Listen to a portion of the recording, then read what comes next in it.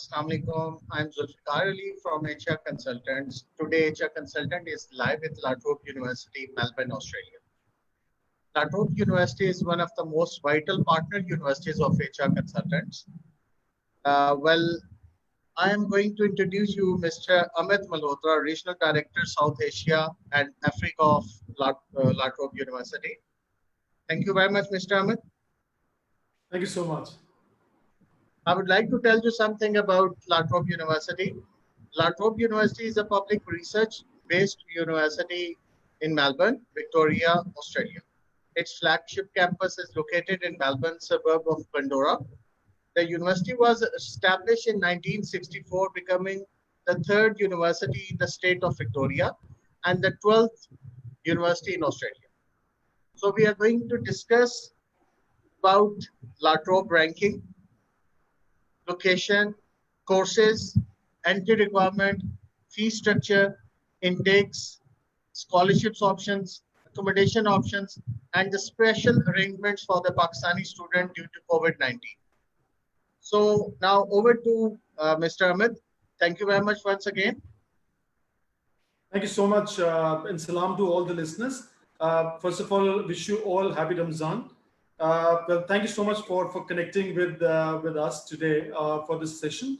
Like I've been introduced, my name is Amit Malhotra. I'm the Regional Director for South Asia and Africa at La Trobe University. Now, I would like to share with you a quick introduction on La Trobe University.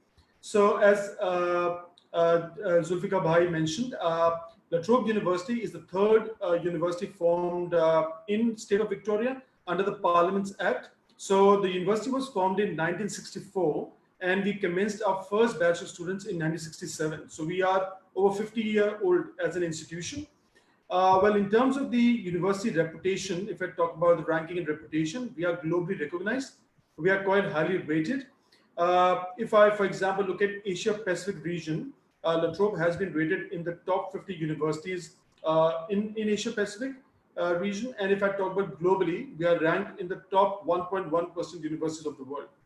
So in terms of our reputation, our ranking, we have a very, very strong name across the globe. In fact, we work with over 250 partner institutions across the world doing a lot of work like articulations, joint research.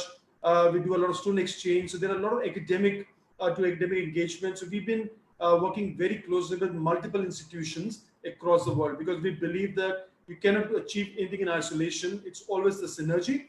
So it's always important for us to work together with other partners also.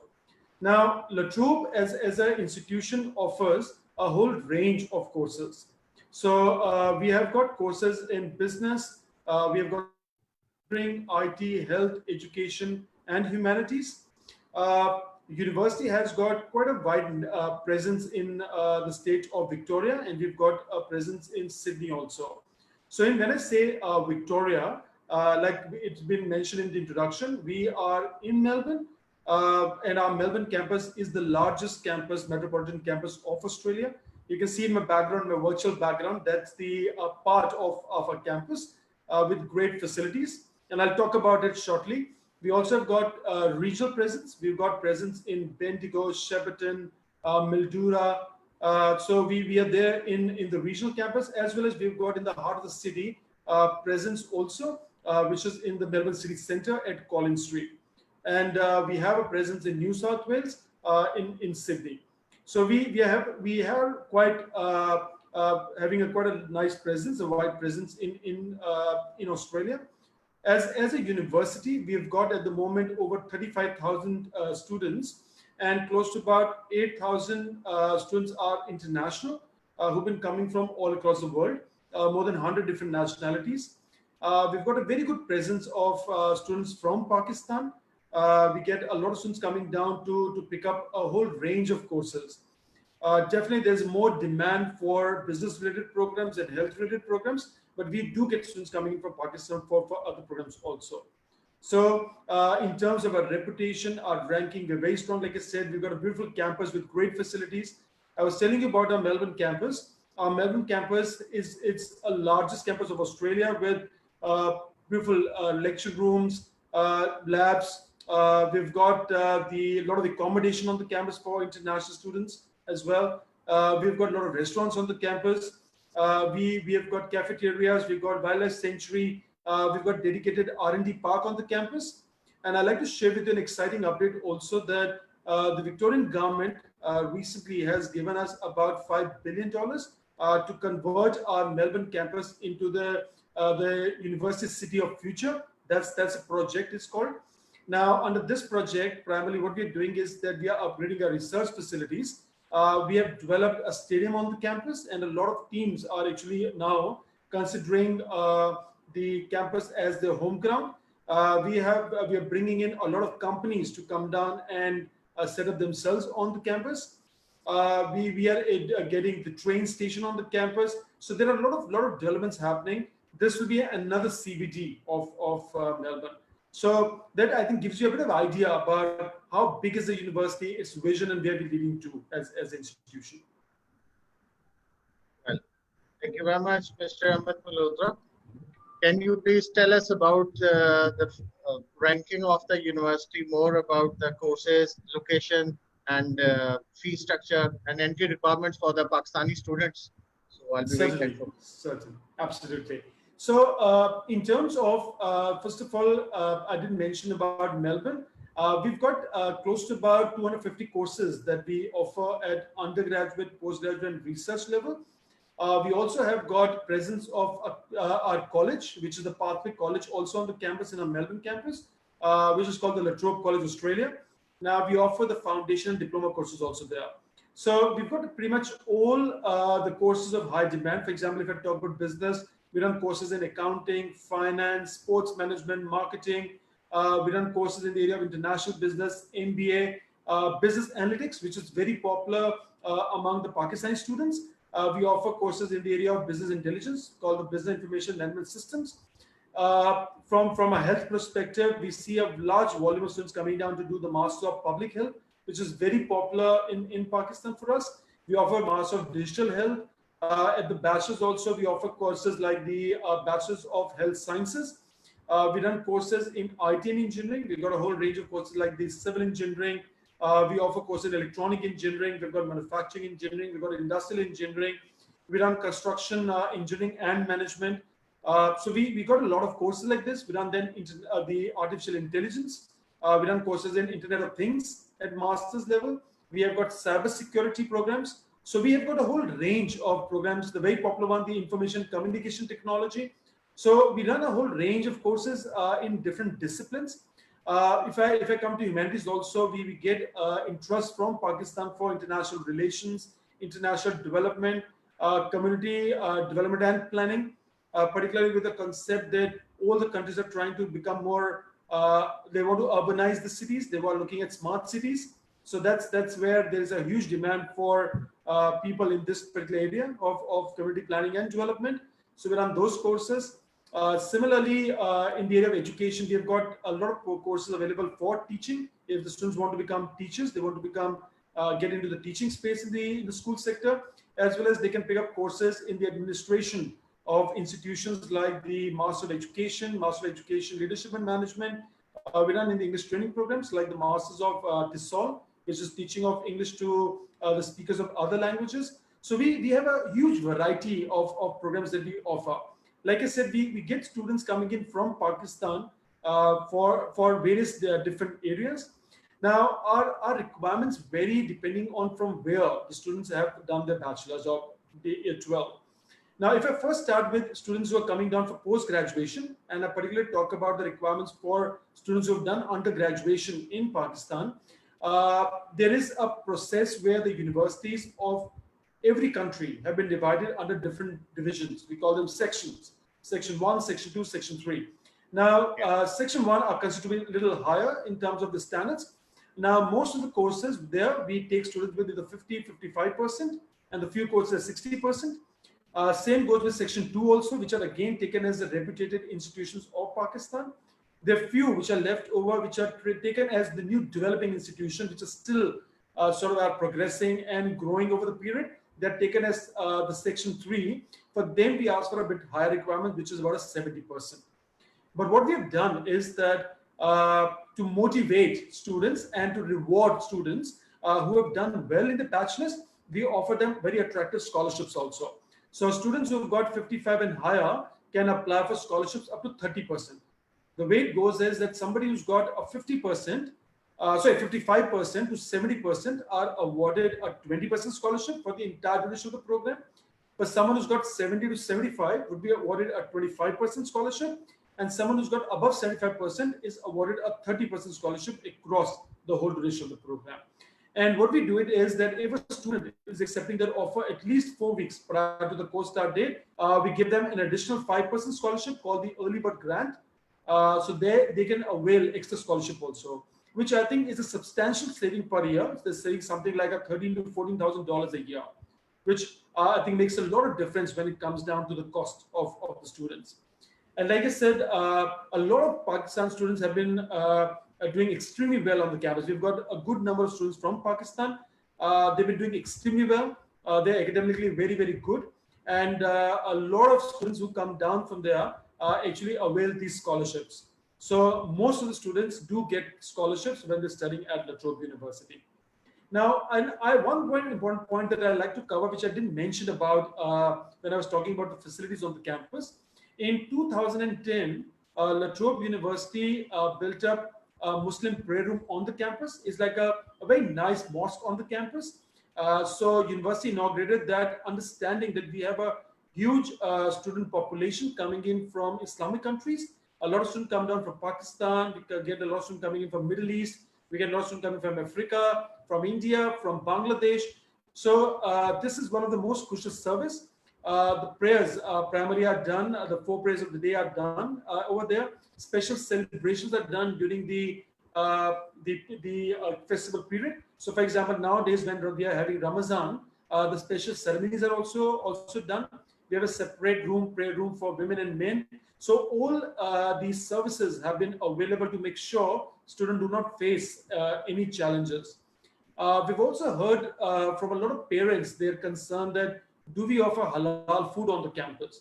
I would like to share with you that most of the restaurants, in fact, pretty much all our restaurants on the campus do serve halal food. So the parents and the students don't have to worry about it. But good thing is in Australia, getting halal food is very easy. It's pretty much all the restaurants do follow that. So it's easier when they're on the campus or they're in the city, getting the right type of food, facilities, it's easier for the students. Thank you. So can you please tell us about the specific entry requirement for the intermediate student of Pakistan, like year 12 students, because we have 3 categories of undergrad, like year 12 student, intermediate students, A-level students, and DAE students, Diploma of Associate Engineering students. So can you please tell us about the specific entry requirement for the intermediate student? Certainly. I'll come down to first the local boards in Pakistan. So there are multiple streams in which the students can do the year 12. We do recognize the engineering and medical streams. So students who have done the year 12 in medical stream or engineering stream can get direct entry into the bachelor degree at the university. And like any other board, they are accepted with a 60% for business courses, 65 for IT, and for health and engineering, they accept a 70% from them.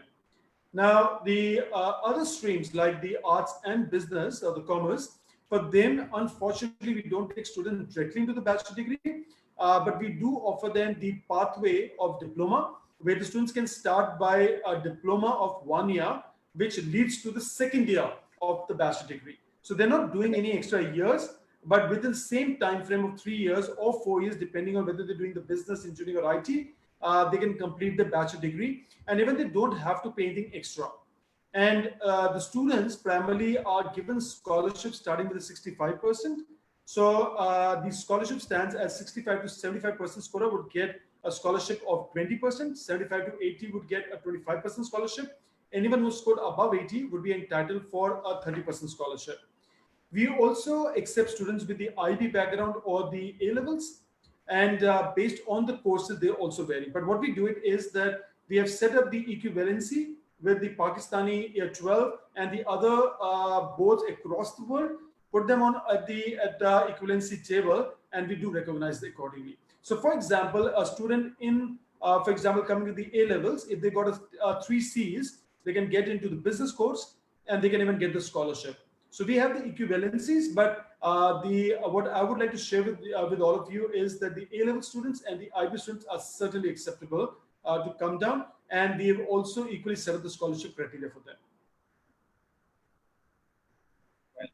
So, what is the minimum entry requirement for the bachelor students? Like if student has done 2 years bachelor's in Pakistan, so what will be the program offer for that student? Sure. So the students who have done the 2-year bachelor degree, primarily that is not considered equivalent to the Australian bachelor degree.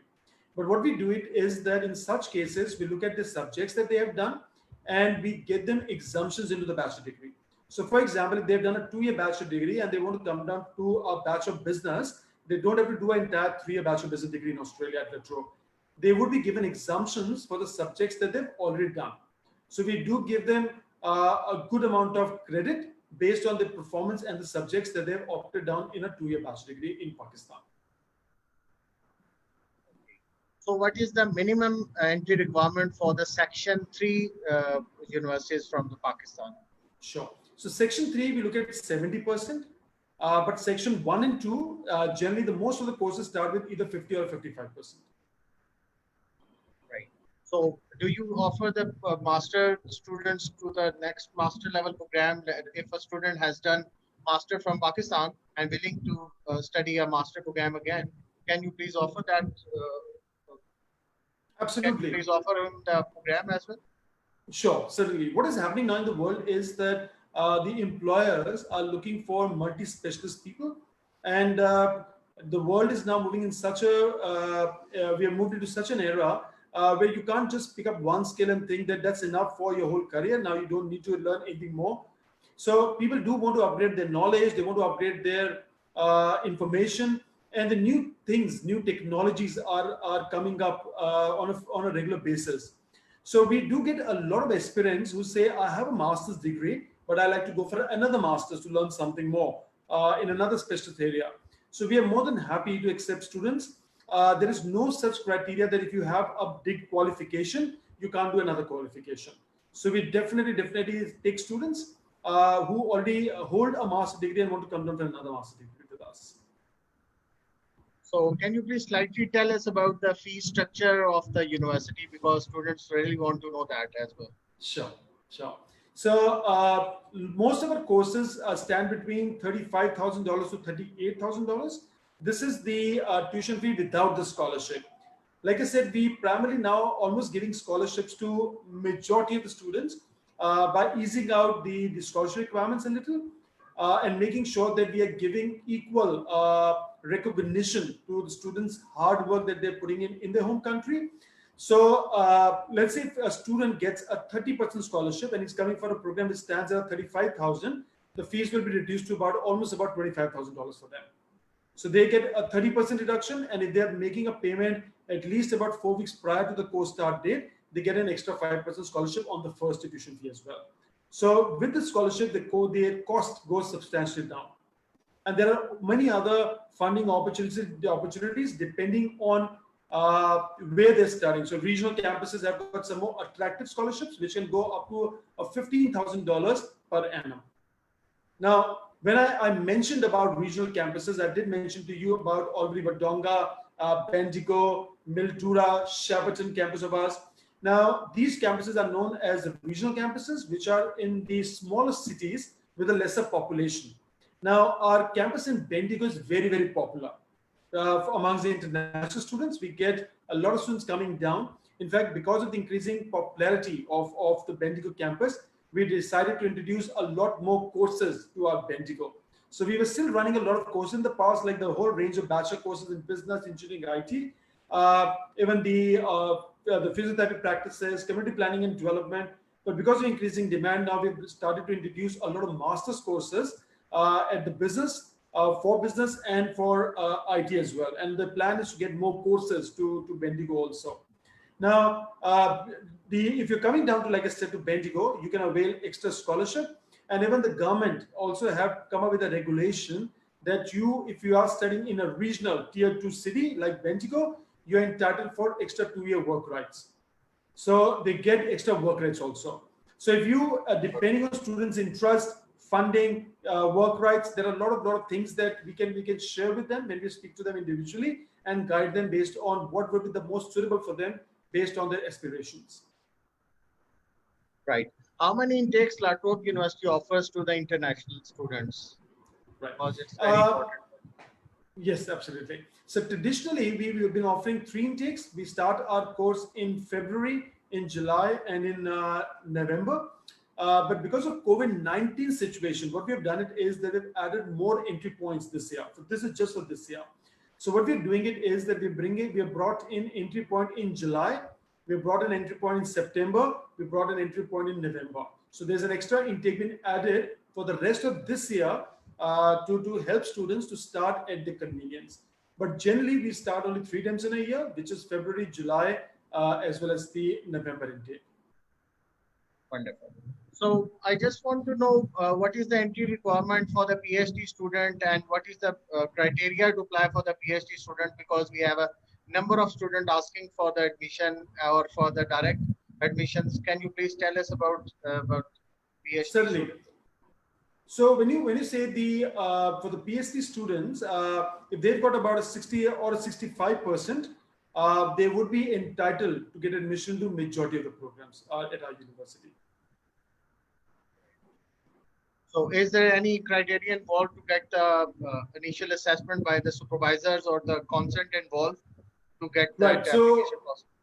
Yes, so we because we have to assess the credits for the students, that how much waiver can they get into the bachelor degree. We do send those applications to the faculty for assessment, but we make sure that they turn around very, very quickly. In fact, the faculties have been very supportive. They try to turn around every single application within a week. So what is the accommodation options available for the international student at La Trobe University? Sure, sure. Like I was sharing with you, we've got a huge campus. Our Melbourne campus and even the Bendigo campus are quite large campuses. Even the Bendigo campus is almost about 80 acres big. We've built in a lot of accommodation on both of these campuses. So if the students want to stay on the campus, they can just simply come down to our website. They can have a virtual tour of all the campus facilities in terms of accommodation facilities. Based on their budget, their liking in terms of the facilities, they can opt for it and book it. We're building up more accommodation on the campus under the project, which is the University City of Future. And there is one which is about 600 beds. Accommodation is almost ready now. So we have got ample of accommodation. So students who are looking to stay on campus, we generally recommend that they should start booking the accommodation a little in advance. Should not keep it for the last day. Similarly, in Bendigo also, we've got a lot of accommodation on the campus, and students can stay on the campus in those accommodations as well. Wonderful. Mr. Ahmed, can you please tell us about the special arrangements for the Pakistani student due to this COVID-19? So this is my last question, because it is very important for the Pakistani student. They're asking for the intakes and the situations going on. Certainly. What I'll do it is, I'll just elaborate a bit more on this while answering them. The reason is that that will help them to understand what are the initiatives being taken to support the international students and particularly the Pakistani students I will emphasize on. So what has happened is that this whole situation has came up all of a sudden in February. It became intense with a lot of uncertainty about how rapidly will this problem will continue. So what we were the first university in Australia to transfer our face-to-face teaching on the campus to a digital platform. So all the students were moved on to the digital. But what we did was to support the students, international students who were in Australia at that time. We came up with a lot of plans, and we also supported them in a big way by reducing the study load. We gave them the option that if they want to pick up lesser subjects, they could do it. We gave them the fee payment plans, where they were given even the extension to pay the fee up till the end of April. We gave them the bursaries, funding, like there was a technology assistance package that was offered to them, about $1,000, so that they don't have laptops or they don't have the proper internet connection. They could buy it using that money, that $1,000. We gave them financial bursaries, which were given up to $3,000, understanding that a lot of students decided not to go for part-time work because they were scared and concerned about the situation outside. Like I said, how rapidly was it spreading? The COVID-19, we didn't know at that situation. So we gave them a $3,000 financial bursary. The well-being calls were made. Students were supported to withdraw their superannuation as per the government's announcement that anybody who has been in Australia for more than 12 months can withdraw the superannuation contribution also. And they were given the grocery discount vouchers as well. So we gave them a lot of assistance. This whole assistance, the university put together about $12 million, and close to about 6.8 million were offered to international students.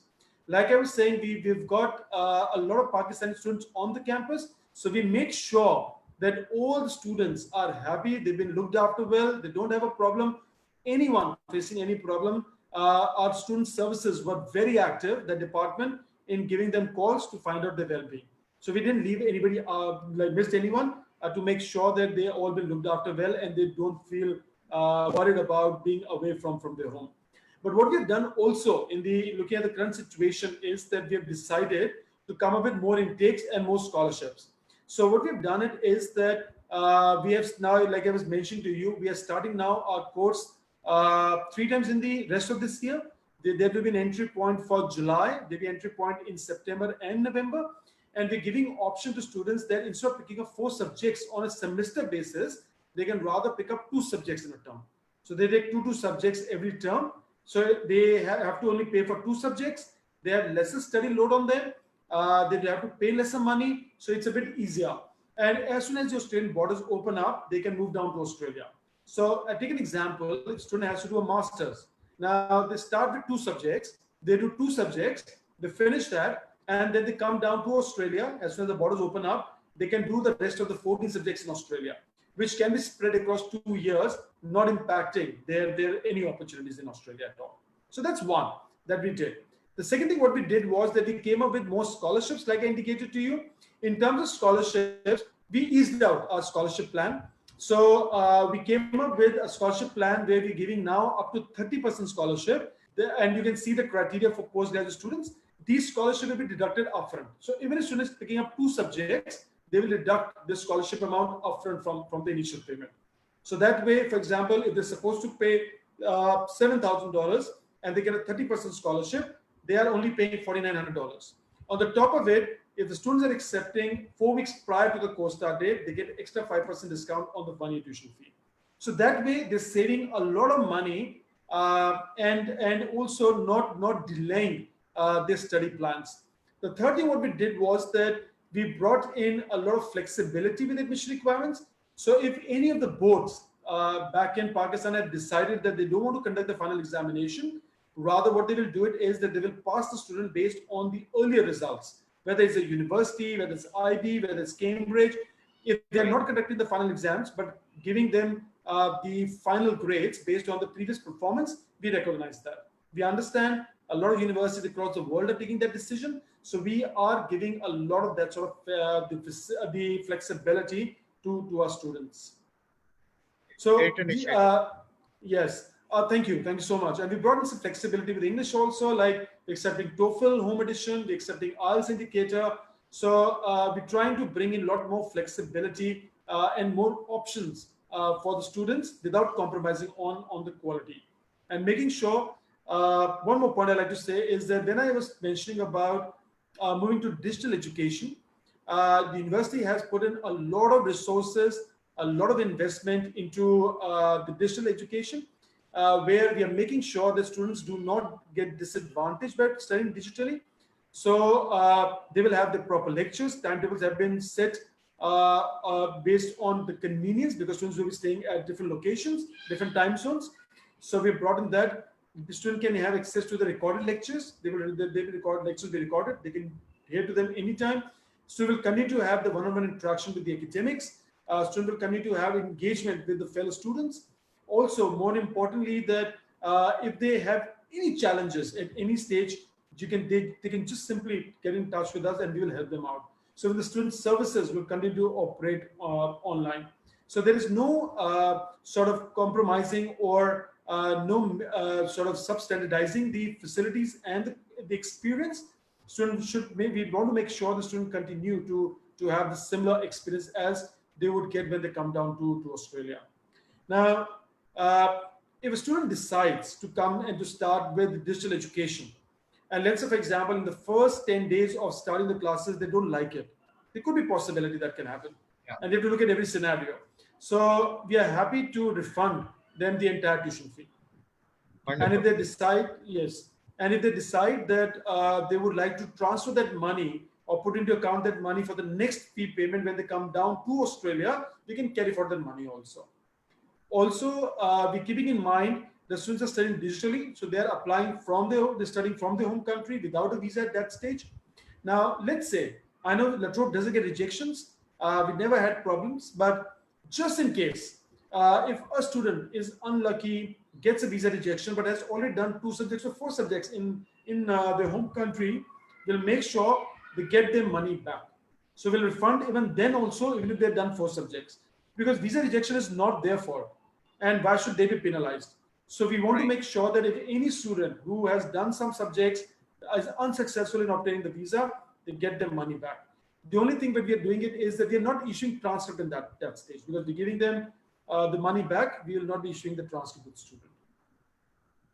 Wonderful. Thank you very much, Mr. Ahmed. I hope this session will be very useful for the students. So thank you very much. If your students wants to apply for the La Trobe University, please feel free to contact me. My contact number is 0346 4747 020. Thank you very much once again, Mr. Ahmed. Thank you so much, Zulfikar Bhai, and thank you to all the listeners for attending the session. I'd like to convey special thanks to the HR consultant for the great work they've been doing in Pakistan, for the wonderful services that they offer to the students. And I wish you all stay safe, stay healthy, and once again, happy Ramzan. God bless. Thank you very much. Wonderful. Thank you. Thank you. Take care.